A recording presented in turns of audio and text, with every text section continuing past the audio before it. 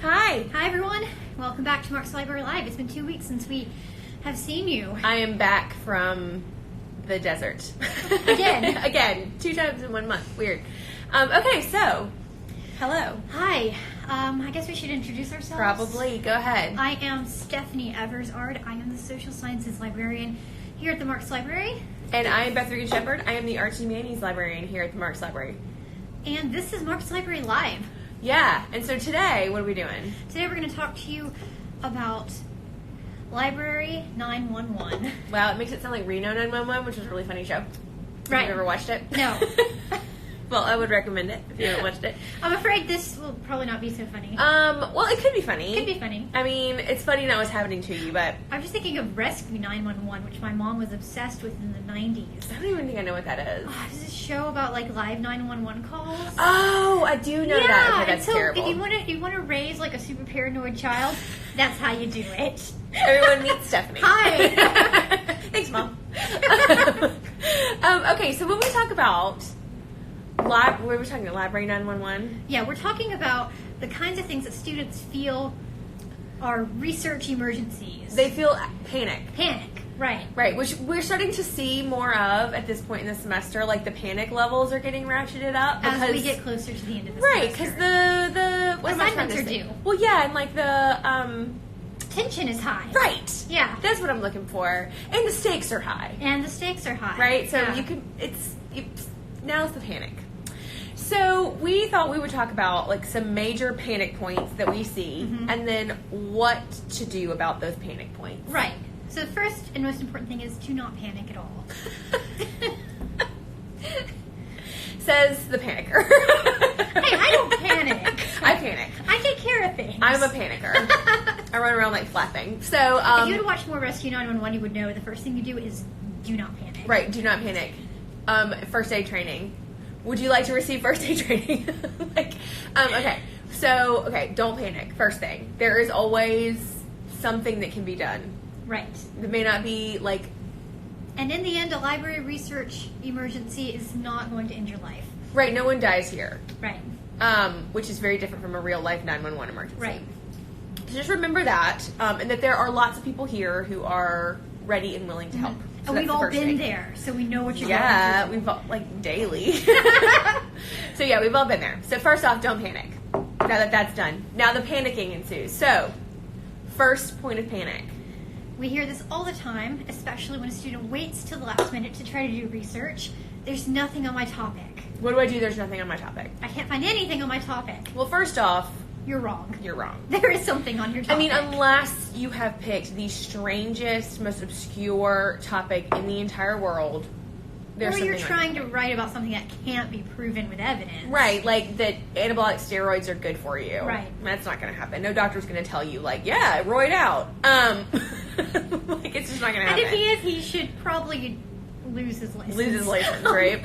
Or to prove that the earth is flat. Sorry, flat And earthers. it's not happening. It's not going to happen, right? So yeah, Stephanie, that's a really good point. Unless you're trying to prove something that isn't That isn't can't be factually proved, proven. yeah. That feels like facts, right? So that's the first thing. But so what do you do if you're in that situation? I would contact your librarian. Yes. That's the first thing you should do. Reach out to one of us. Yeah. But I will say, before you do that, please do make sure that you've done due diligence to make sure that it truly is nothing on That your you've topic. actually tried searching for. Yeah, it. so, Don't like- just assume that your topic is so specific or weird or unique that there's nothing out there. Right, and I would suggest that you actually go back and watch some of our previous lives on our YouTube channel, where we discuss like how to isolate keywords from a topic. Right, because sometimes the problem is you're just not talking to the database right. Right, And like once- it's not that there's not anything on your topic, you just haven't found. the right search terms. Yeah, Right. So that's probably more the case. Actually, I would say that's Almost always 99% the case, time yeah. the case. Then You don't have the right search terms, you haven't figured out the right vocabulary. or the scope of the project is still too big. Right. Right? So you're trying to find everything in the world and you're ended up finding nothing, which happens, I think, a lot to students. So, and then we have a whole video on scope in a project. Right. So go back and watch those before you panic. And before, like, watch it and then reach out to your librarian and tell your librarian what you've done and where those sticking points are. Because in a moment of panic, right, time is important. So the more information you can give us ahead, the better we can help you. Yeah, the more quickly we can pinpoint the problem and figure it out. Right, because if we spend a lot of time going over what you've already done, that's just wasting everybody's time. Yeah. So, okay, nothing on my topic. There is something. I just want to re-emphasize that. You think there's something. Re-emphasize. Okay, so the second one.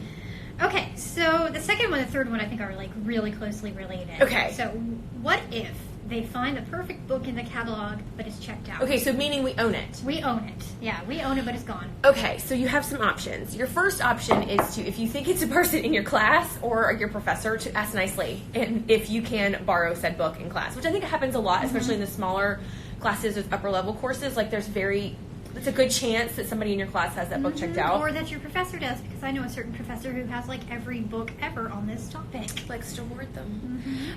So ask. There's a good chance that their person will be willing to let you borrow it. You also, if that does not work, you also have the option of a recall, which you do it through the catalog, so you log in with your J number, and what that does is it essentially tells the person who has that book checked out that they have a very limited amount of time to return the book to the library.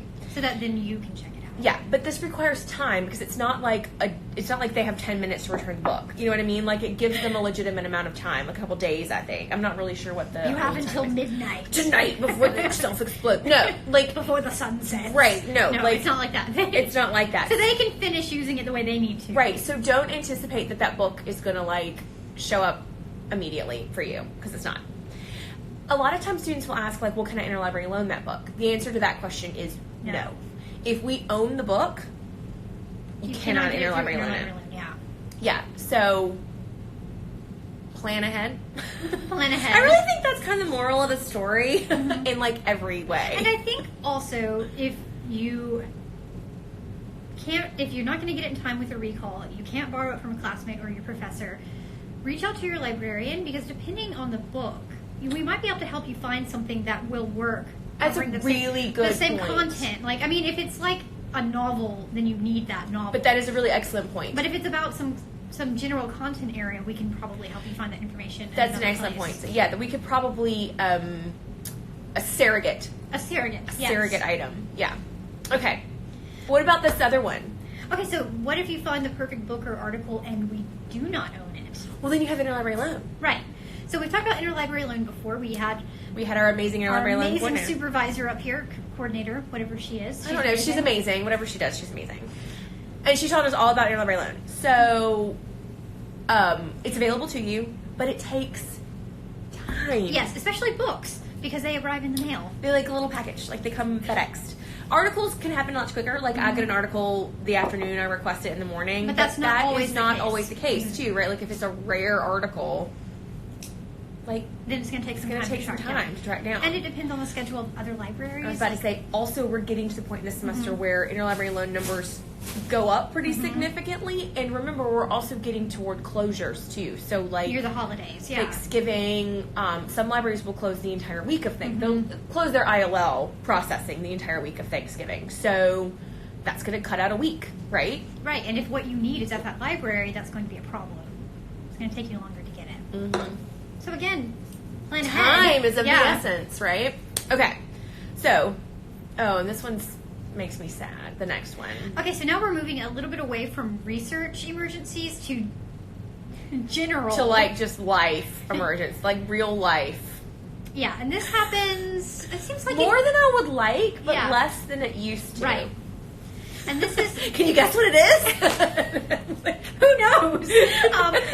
And this is losing your work. So you're on a computer and you are writing an essay or you're building a PowerPoint and suddenly the power flickers, the computer crashes, you spill water all over your computer. New laptop. And then suddenly... and then suddenly your world ends. Okay, so I guess we should start with like do some preparation on the front end. Right. Like some prophylactic preparation. One thing that we very strongly recommend is to do your work in the cloud. You have access to Google Drive through your Jagmail account. And you have unlimited amounts of storage, y'all. Like you could put anything. Oodles.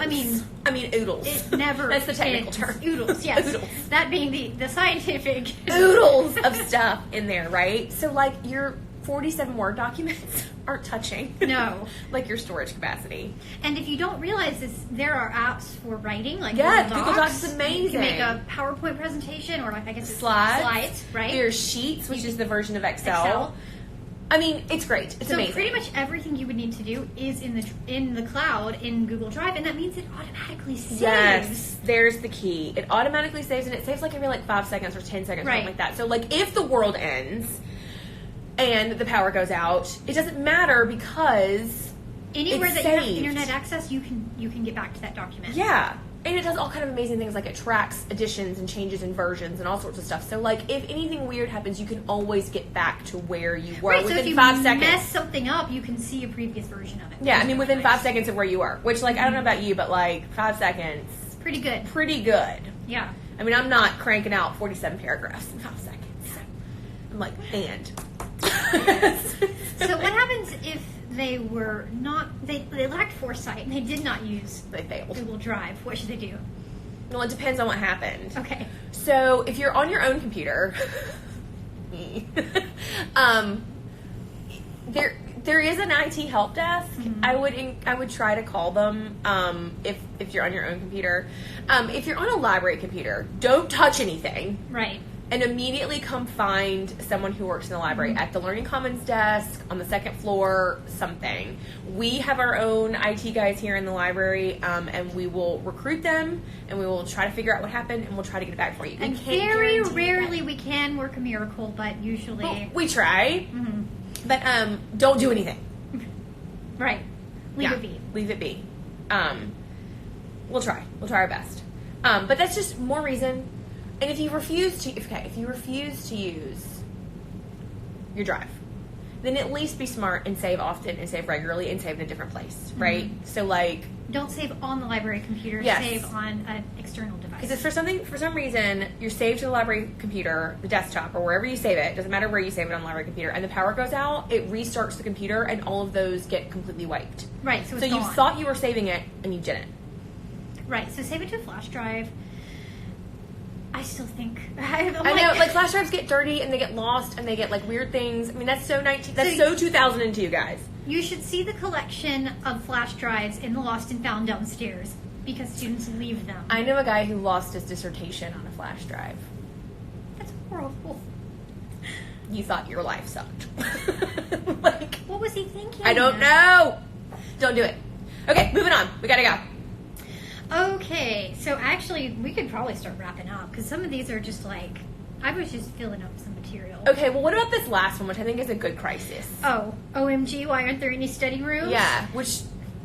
Okay, so this happens a lot, especially toward the end of the semester. The study rooms fill up really, really fast.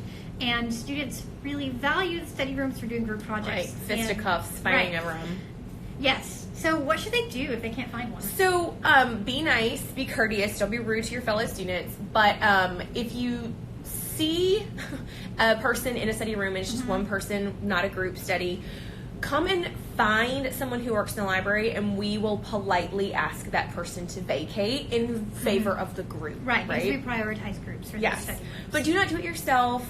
And please be polite, right? We will be polite. But if you are one of those one students that is in the study room, please remember that we do prioritize group study. So don't get all peeved when we boot you out. Right. Right. But do remember that if you are studying, just one thing to remember, the quiet areas of the library, if you are trying to be quiet and you're studying alone, the best places for you to be are the third and fourth floors. They are quiet only. If you are on the second and first floors, those are collaborative spaces, and those do get very collaborative during finals. And that's another good point. If you're looking to study as a group, you don't necessarily have to be isolated in a group study room. There are lots of spaces in the Learning Commons, for instance, where you can work. And on the second floor, lots of large-scale tables. So just kind of remember the library, the first and second floors. The higher you get, the quieter you get. So if you're trying to study alone, third and fourth floor, even the fourth floor, fourth floor is super quiet. It is so quiet. I feel bad pulling stuff off the shelf. It's so quiet. Walking around with heels, Right. So just remember that, and please try to keep that in mind during finals week when tensions are high. Don't think that you're going to get quiet study on the first floor. Remember to go up to get quiet. I think that's a good way to wrap this up because you've got to go. I got to go teach a Gotta class. go do your real job. Yeah, my other job. Okay. All right. So thank you for tuning in today. Tuning in, that's so old-fashioned, but we still use it. Little knob. Thanks for tuning in. Encourage your friends to follow us on Instagram. We also have a Facebook and Twitter, and we will be posting the cool things that are coming up at the end of the semester, especially for finals week. Yeah. So I guess we'll see you guys next week. All right. Bye, guys. Stay cool. Yeah.